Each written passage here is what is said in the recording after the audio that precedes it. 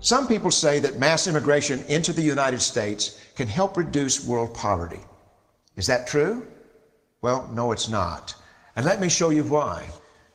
This gumball represents the 1 million legal immigrants that the United States has taken every year on average since 1990.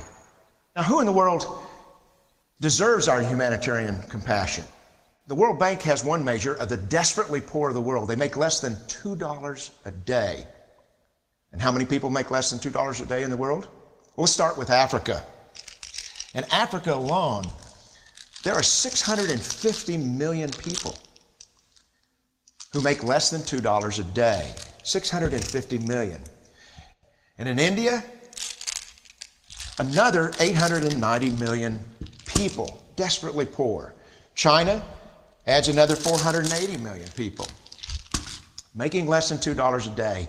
And unfortunately, the rest of Asia has a heartbreaking 810 million people who the World Bank says make less than $2 a day. And finally, there's 105 million of Latin America's population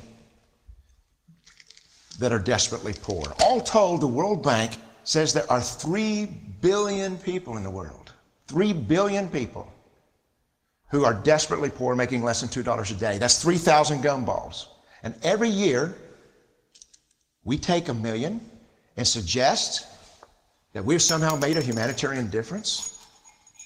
Of course, we don't pull our immigrants from these desperately poor populations, do we?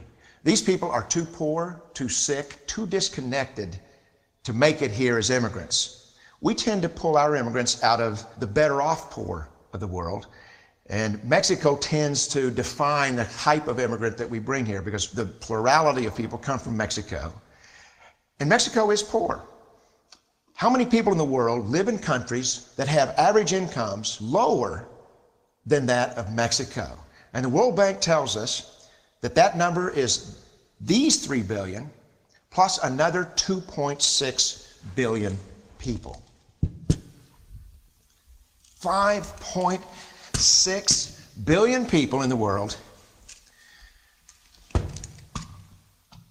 who live in countries with average incomes below that of Mexico. That's 5,600 gumballs. And so what is it that the elites are telling us? They're telling us that when we take this 1 million immigrants, that we somehow or another are tackling world poverty. And we have to do it regardless of the effect on our unemployed, the working poor, the most vulnerable members of our society, regardless of the effect on our natural resources. Even if we went by the most radical proposals in Washington, which are to actually double our immigration to 2 million a year, which would totally overwhelm our physical, natural, and social infrastructures, we couldn't make a noticeable difference. And we may be really hurting the impoverished people of the world because the million that we do take are among the most energetic, often the better educated, certainly the most dissatisfied people that if they did not immigrate would be the agents for change to improve the lot of all the people in these countries. The true heroes in the global humanitarian field are the people in these countries who have the wherewithal to immigrate to another country, but instead stay in their countries, to apply their skills to help their fellow countrymen. Unfortunately, our immigration system tends to entice these very type of people to abandon their countrymen. The impossibility of making even a dent is actually worse than it looks here. Because last year, when we took 1 million immigrants, these countries added, births over deaths, 80 million more people into the impoverished population. And this year, Congress is bringing in 1 million legal immigrants. And this year, according to the United Nations, these countries are expected to add another 80 million people. And next year, you can be quite sure that Congress, unless stopped by the American voters, will bring in another 1 million immigrants. And these countries, unfortunately, will be adding another 80 million people. into these impoverished nations. We could take 5 million a year, but we'd never get ahead of what's happening in these countries. Not in this century. Don't you see?